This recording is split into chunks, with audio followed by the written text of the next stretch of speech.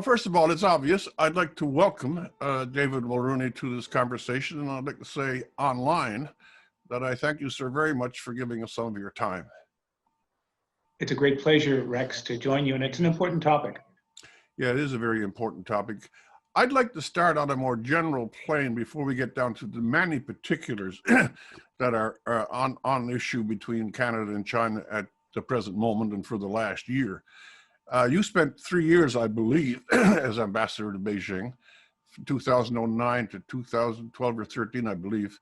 Yes. Tell me, I'm truly interested in a person who not only has read about China, or because I suppose all of us do to a degree, but who's lived there, who's had the opportunity to interact at some of the highest diplomatic levels. What do you absorb from that, and what is the nature of the Chinese government? Well, I've had a lot of years in and out of China and working on China in Ottawa, so I've had a ringside seat. And what I'd say is, not surprisingly, that I witnessed a China changing rapidly, evolving rapidly. When I first served there in the mid-'80s, the Cultural Revolution was over, and there was actually a really interesting spirit of democratization in the air at the grassroots. There were some very interesting leaders who were coming to the fore. It wasn't becoming a country like Canada, but people were thinking new things, and they weren't afraid to talk about them and to experiment. That, of course, grew to its tipping point at Tiananmen late in the 1980s, and after that, China has been on a very different course, one of rapid economic development. When I think we collectively kidded ourselves that China might still also aspire to that dream of democratization and gradual liberalization, but it was never really the case. And I think governance in China has slowly and steadily darkened. It has become steadily more repressive and totalitarian, particularly in the last 8 or so years under the current President Xi Jinping. And the party, which we told ourselves had disappeared, or that had become something like a service club, something you join to furnish your resume, the party never really went away either. And it plays a very powerful role. It is the most powerful institution in China. And retaining power is its number one objective. And it is very ably led in that respect by Xi Jinping. I suppose from this side, again, my knowledge, by the way, is entirely superficial. It's just from reading news reports and things. But I suppose over here in the West, I remember the Olympic Games.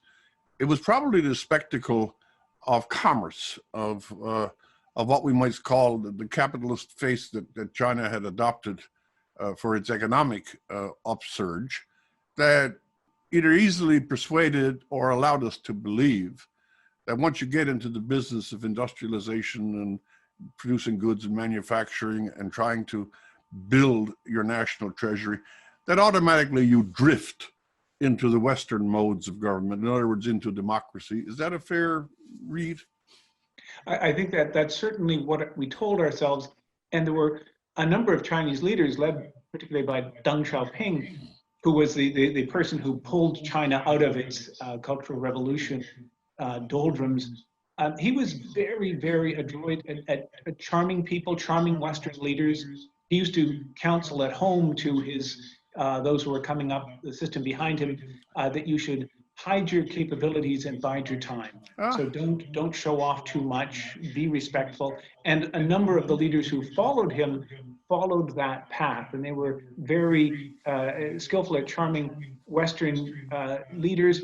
They're also, I refer to them sometimes as CEO whisperers. They charm the pants off Western CEOs and tell them that, you know, I've had challenge. Look at how big this challenge is and how many people we've pulled out of poverty. And I know you're a tough-minded person as well. You can appreciate this. So they have there's an amen chorus of CEOs who forever sing the praises of Chinese leaders. But over time, the reality has been inescapable. And I think, and I've written about this, for the last couple of years, for obvious reasons, starting with our 2 detained Canadians, we've been forced to look much more closely and I think much more realistically at what China is and what it isn't, where it's going and where it will never go. I'm not going to extend this ideologically, but there's one point I do want to make. If anyone in the Western world or in this century hasn't been reading the consequences, and I know it sounds old-fashioned, but it's still the truth, that if you embed communism as an ideology, you can go to Cambodia if you want, you can go to North Korea today if you want, and the same is true for China. You might put on different faces, and you might find a more successful facade, but at the heart of the notion of communism, this is what we forgot, even with all the experience that God knows, think of Solzhenitsyn in Russia, that once that system is adopted, it inevitably leads to authoritarianism. It inevitably leads to a certain kind of deceit and ruthlessness. The West doesn't like to dwell on the impact of a communist ideology, and that's probably the biggest block, I think. I agree. And you know, the thing I think that's really important to know about the Chinese Communist Party, and this isn't meant as words of praise, but it is a remarkably adaptive organization, and it is the quintessential learning organization. And by the way, they're learning a lot from Canada and from how we approach them. The party was shaken to the roots by Tiananmen when it almost collapsed, and by other things that were happening around the time of Tiananmen, 1989, and that is the collapse of the Soviet Union, which was the Communist Party that all other communist parties used as their sort of guiding star. And so, as a learning organization, the Chinese Communist Party spent a full decade analyzing the collapse of the Soviet Union, what had happened, what had gone wrong. And the analysis they came up with was that the Soviets had given up economic progress and economic reform and embraced political reform too early. And they had also unwisely democratized. So the Chinese said, we're not going to give up on economic reform, but we will never embrace this foolish political reform, the democratization of the Soviet Union. And in fact, what we'll do is we'll grow the party. We'll bring the business leaders into the party. And we'll have intra-party debates, but we'll never have debates with people outside the party. And that's the reality. And it's worked well up to a point, but I think what we're getting to now is the party confronting its own inevitable future. The party confronting the fact that it sees itself as the source and font of the law in China. It's not subject to the law. It is the law. It provides the law. And the growing pains associated with that in China, I think, will only serve to bring that ultimate horizon closer. This is not an organization that can last forever, as much as it may seem immune to time. There's a due date coming. This is the last of the general inquiries. Is it possible with a country that is so hugely populous, that had over its history a kind of an attitude of tremendous reticence and removal, and is now, of course, bridled with a regime that believes in holding back information? Is it possible for Westerners to have any true estimate of how powerful, how rich, how fraught with dilemmas, or how easy it is to do we have an assessment of China that we can rely upon? I don't think our assessment has been all that reliable recently. We're in awe of China, and for good reasons. There are many things that are deeply impressive about China's economic development, and it is true that it has improved the lot of hundreds of millions of people, but at some great cost. But we tend not to see the problems. We tend not to see the immense environmental problems that China's development has cost and triggered. We tend not to see the demographic collapse, the demographic winter that China's population control policies have brought on. And we tend not to see the internal strains and political tensions that the unfinished agenda of the Communist Party has created. Up until a few years ago, people said, well, look, the Communist Party is moving in the right direction. Yeah. They're setting terms on the the leadership on the president's time in office. We're moving to a more collective leadership. Xi Jinping has erased all of that, the current leader, and he's also erased his time limit. So he has taken out that kind of predictability and made things much more unpredictable and therefore dangerous. There are very, very general questions relating to China and during the past year, but there's also that particular, you've mentioned Michael Korvig and Michael Spavor, those two Canadians that were imprisoned in retaliation for moves over here. I want to be on that one particular because you were an ambassador.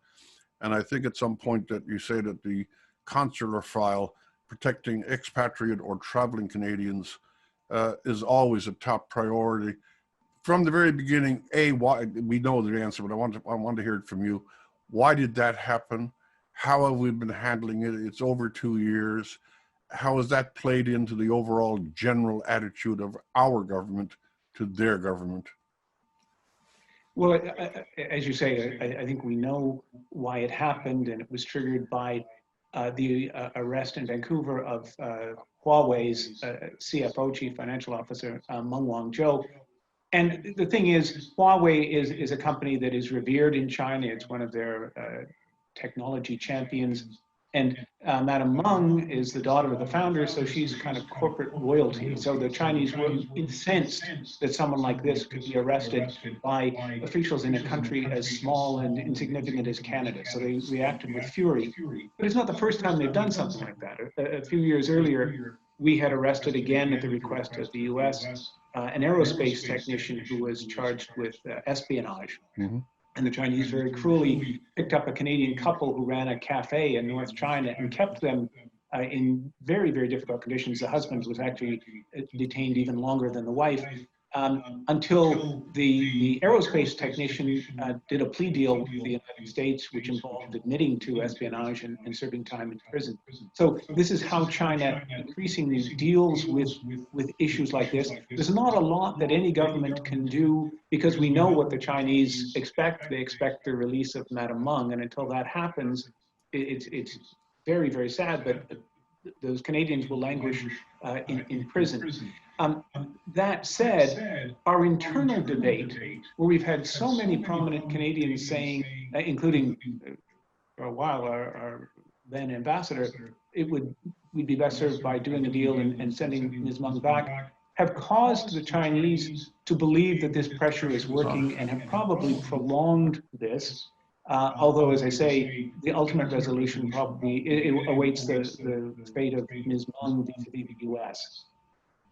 I wonder, this is very, very particular. Again, you spent time there and you're informed on it. What are the circumstances of these two gentlemen? How much monitoring, if any, can they receive? What kind of treatment are they getting? This is a blot on the national character that basically two of our citizens are in some cave somewhere.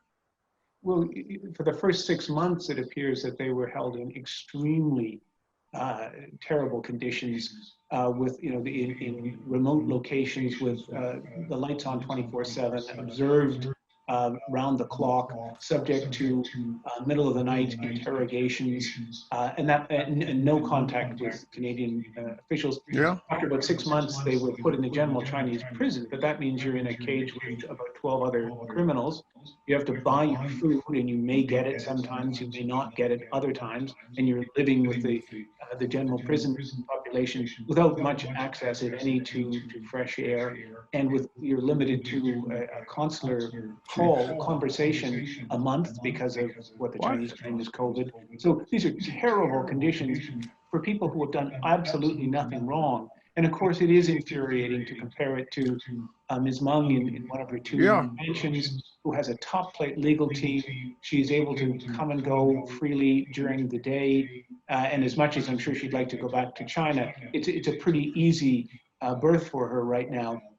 And she's getting the full benefit of the Canadian legal system. So the comparison is almost impossible there.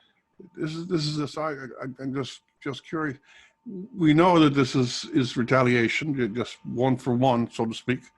But I'm just curious, why would, having done that, having seized the citizens, okay, we now have our pawns, you have ours. Why the need to punish them, though? Why this gratuitous, as you just described it, rather horrible 6 months? They know they're not spies, and that's obvious. Is it just the nature of regime that if cruelty is available, we'd like to use it? Well, that is the nature of the Chinese prison system. And although the first 6 months were unusually severe, the only in China would you consider the being in the regular prison as an improvement. But it's also a kind of bizarre and grotesque parody of the Canadian system. So at every step in the Canadian system, the Chinese make a step in their system, but it's a system that is nothing like ours. And they have citizens have no access to the kind of legal team and legal advice. It's completely not transparent. And it's almost unbearable to think of them cut off from their families and friends and for no reason whatsoever. And I think what this teaches us too is that at any one time, the Chinese government, the party, maintains a list of foreigners in China around whom they can construct a backstory, a plausible but false backstory. So in the case of Michael Kovrig, he was someone who traveled for his NGO, and you could say, well, he traveled, he spoke to people, and they spin a story out of that. Yeah. Michael Spavor did business up in North Korea, which is always a fertile ground for spinning stories. And I'm sure there are others on that list. One of the things that we haven't done, I think, is spoken as clearly as we might about the risks of people being in China, which are real. Not everybody is kidnapped, that's true, but some people are. I just received an email from my old department that was inviting China scholars, and I'm not a China scholar, to apply for a program that would see them do their work in China. Why are we continuing exchanges like this? Shouldn't we at least down tools on that? Shouldn't we be much more circumspect in terms of the advice that we give to Canadians? We seem to be almost normalizing the situation, and I find that distressing. You were due to present at a parliamentary committee, save for the interruption of COVID, in March of last year, and you made many points, but one of the first points that you made is that effective diplomacy should reveal the truth, as it is imperative for the government to be truthful to Canadians. I'm citing that now just on the very heel of what you just said. The Canadian government, both in diplomacy and in commerce and in any joint venture, should be speaking the truth about the nature of the regime, that despite its capitalist smiley face, it can revert to the absolute rigors of classic communism, which means torment, arbitrary detention, torture. Has the Canadian government, and I'm still with Michael Kovrig and Michael Spavor, has the Canadian government spoken the truth about China over this in public, or is that forbidden by the laws of diplomacy? The Canadian government has been cautious in the extreme, I think, in talking about what's happened. And that I find slightly irresponsible.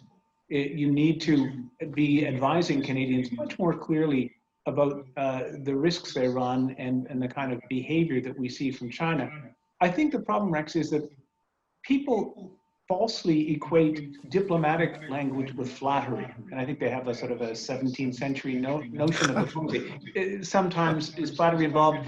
I would say very rarely. Your job is to tell the truth. You don't have to insult. Between flattery and insult, there's an awful lot of room for effective communication. There is. And the people I worry about most being confused are in the federal public service, because they're waiting to take their signal from the government.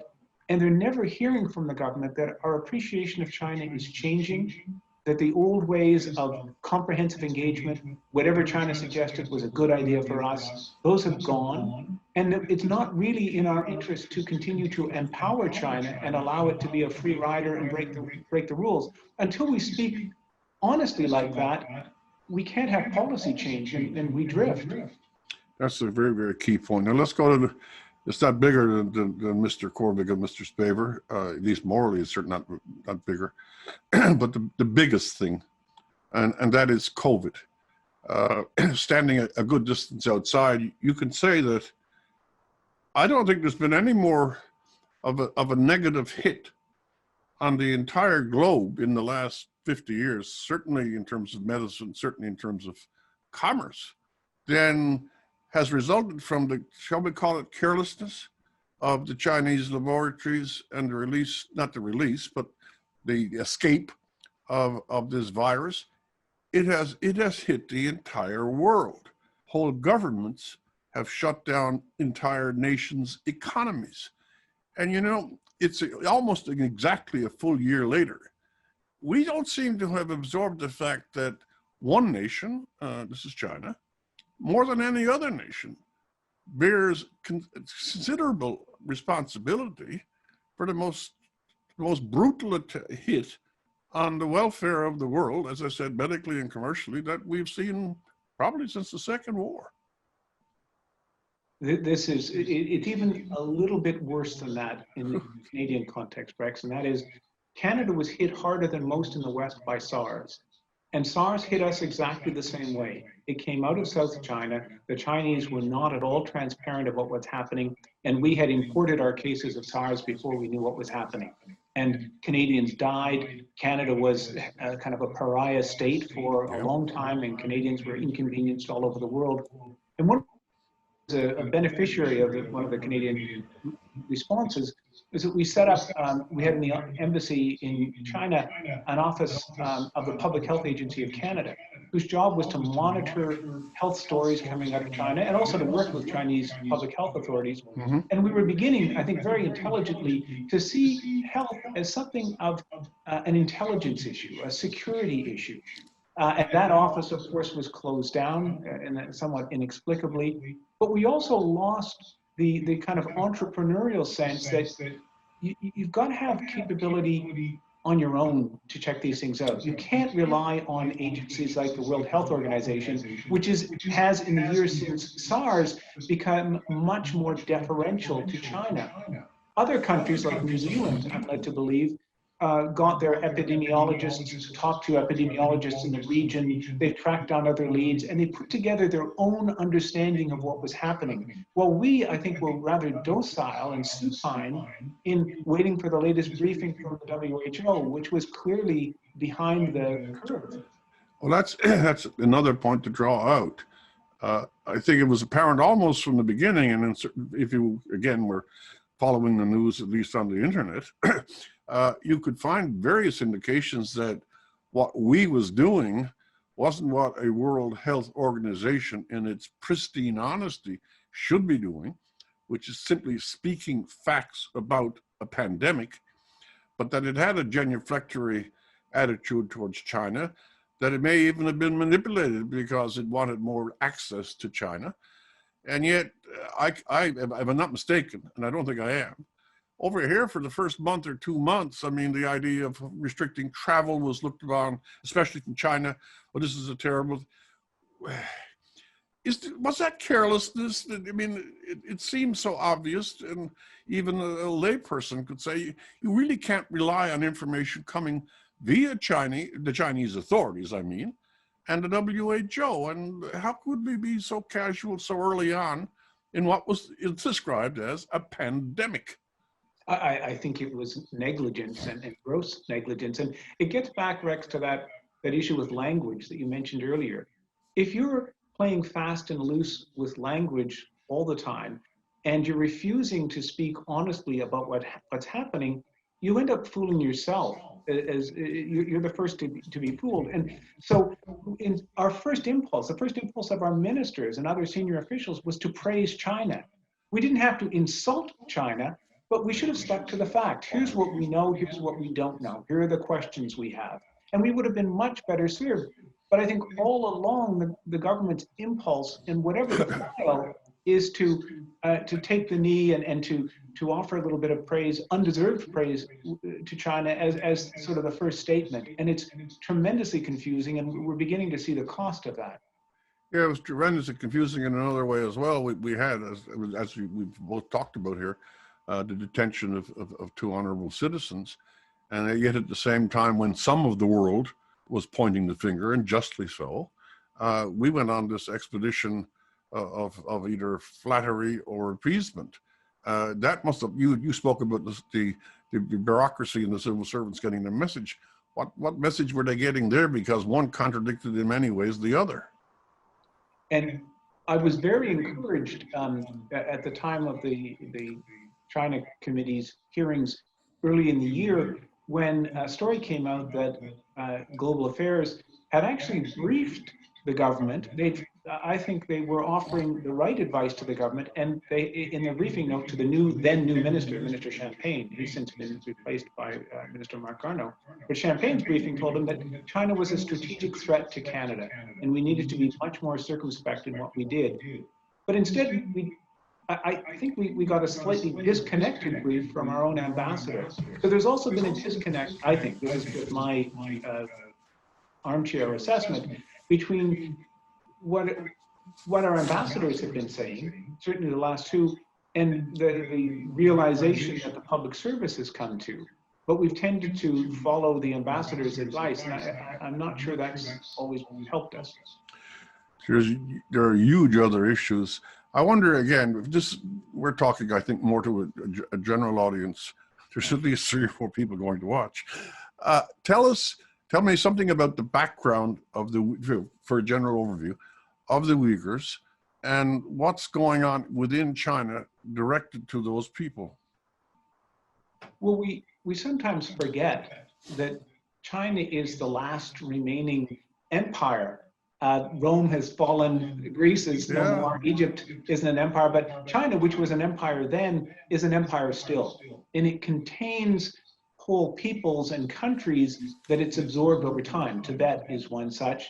And Xinjiang, home to the Uyghur people, is a Middle Eastern, or Middle Asian, Central Asian society that has been incorporated. It's been in and out of China over the centuries, but it's in China now. And for a time, it was ruled with a certain benign neglect. China was interested in economic developments in Xinjiang, but they more or less allowed the Uyghurs to live as they had always lived. But more recently, and certainly under Xi Jinping, the Chinese have cracked down on this group that is about 13 million people. It's about the size of the province of Ontario in terms of population. And that has rapidly meant a level of incarceration that is at least 1 million and maybe more people put in prison camps that now dot a region that's the size of the US Southwest. And we know this because we have the testimony of prisoners, but we've also seen satellite footage, satellite imagery, remarkable changes in the landscape. We've seen Uyghur, their mosques, Uyghurs are Muslim people, their cemeteries, their community buildings razed and destroyed. And again, this is visible.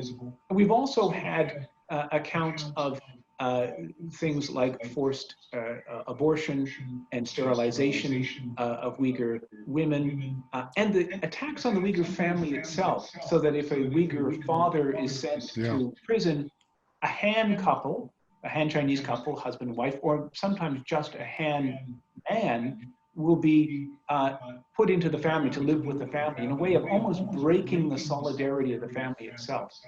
The most chilling thing, though, is that this isn't as bad as it would be. It isn't the kind of repressive situation that we've seen in the past.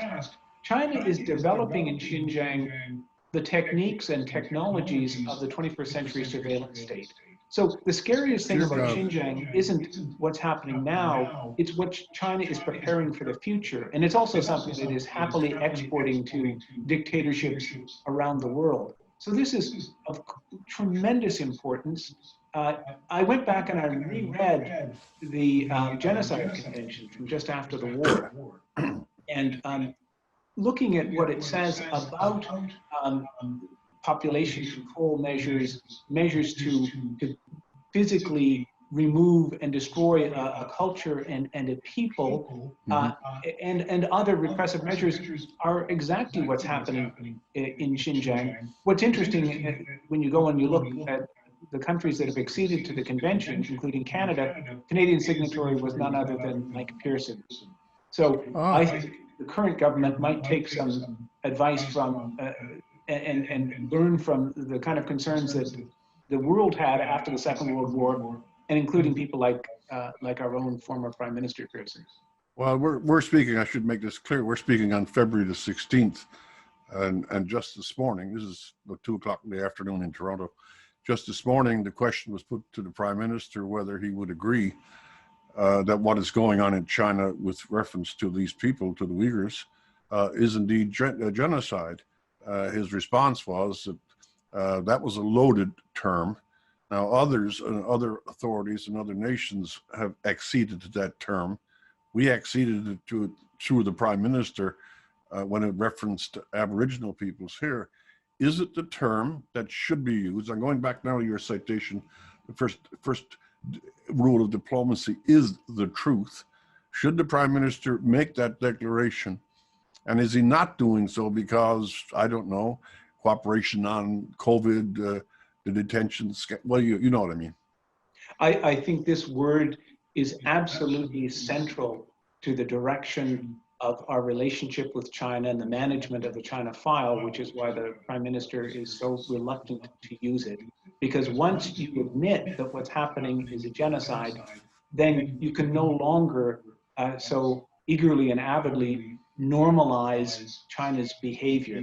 And you can't, among other things, I fervently believe, attend an Olympic Games in a state that is in the midst of genocide. But what we've tended to do is to see genocide through the rearview mirror. Yeah. And we shed a tear for what's happened in the past, but we're not very good at confronting it when it's happening in the present. And the West as a whole is very poor. Even in Rwanda, we were slow. We weren't able to do everything that we should have done. And Rwanda is not China. So I understand why people are reluctant to use the word, because it brings on terrible consequences. But sometimes you have to face facts. The Americans have all made it easy for us, both Secretary Pompeo and the newly appointed Secretary Blinken, the Biden administration, have said that they consider this a genocide. We should be working with other allies like Australia and the UK, which is going through its own struggles. But we have to call it like it is. We don't want to have people 10 years from now saying, "Oh, what a terrible thing that happened in Xinjiang. Too bad the world wasn't aware. Too bad the world didn't respond." We are aware. We are complicit. Our silence is complicity. You know, that's a very powerful statement, and I was particularly caught when you say we're really good on the rearview mirror. The tears that were shed over Cambodia after the fact, the great investigations that take place 10 and 15 and 20 years after the fact, even Shoah or the Holocaust really never got its full ventilation till the beginning of the mid-50s and from there on in. And I want your point on this. This is a collateral idea. But of all the states in the world, perhaps including China, North Korea sits there as some inferno from a 30s communist movie. It is the most vicious, tyrannical, ugly, torturous state in the world. You rarely hear rebuke or condemnation or efforts to exert some degree of charity over that administration. We can look away from North Korea, it just doesn't exist.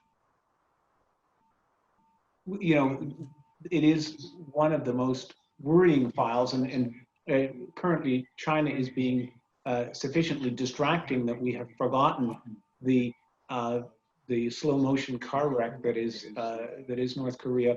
You know, the Chinese themselves are very ambivalent about North Korea. They certainly see the tremendous risk, but the last thing they want is an implosion of North Korea that would send millions of refugees into China. At the same time, they do not want to see South Korea and the United States and the West occupy territory that runs right up to the borders of China. So they're very conflicted, but they still enable this regime. They provide enough support to keep it alive. They of course look the other way in relation to sanctions and enable the regime to carry on. But that is, I think, the limit of Chinese creative thinking.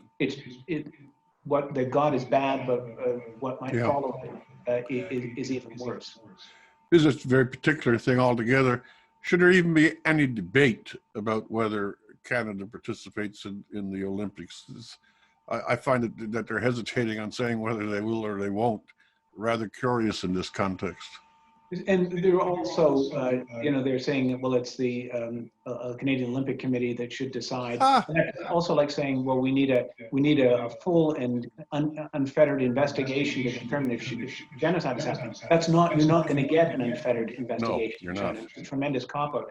Then we hear people say, well, what about the athletes? I feel for the athletes, but I feel more for the people of Xinjiang. And I just don't see how we can do this. The other thing is, Rex, that big events, the Chinese had the Olympics in 2008, and that followed massive repression in Tibet earlier that year. And people said, oh, don't worry, the Olympics will be a time of healing, and all these, well-intentioned Westerners will come and it will help to change China's thinking. It only made China more arrogant and more likely to do these things.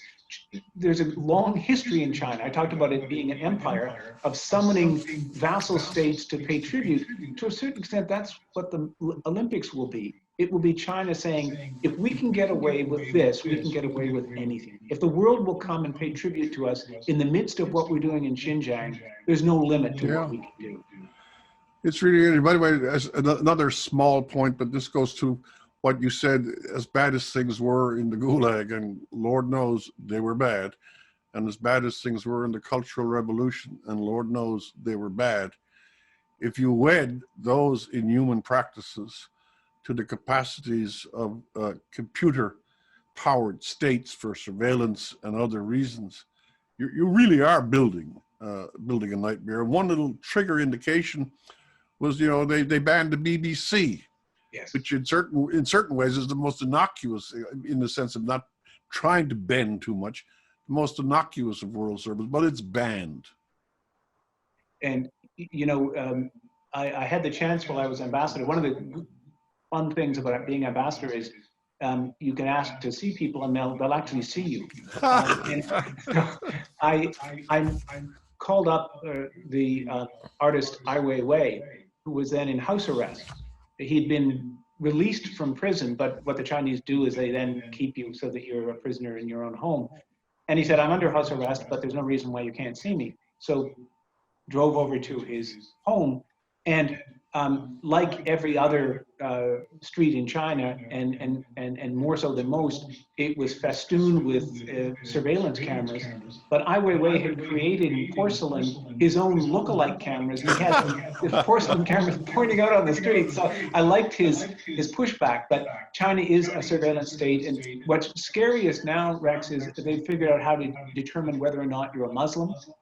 They can identify you from not just your facial characteristics, but your gait. They can pick you out in a crowd at a soccer match if they're looking for you. So it's really, really quite frightening. And there is, Western companies are to a certain extent part of this, and they're part of what's happening in Xinjiang, and that's scary too.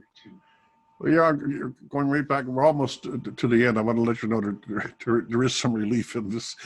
Go back to the very beginning.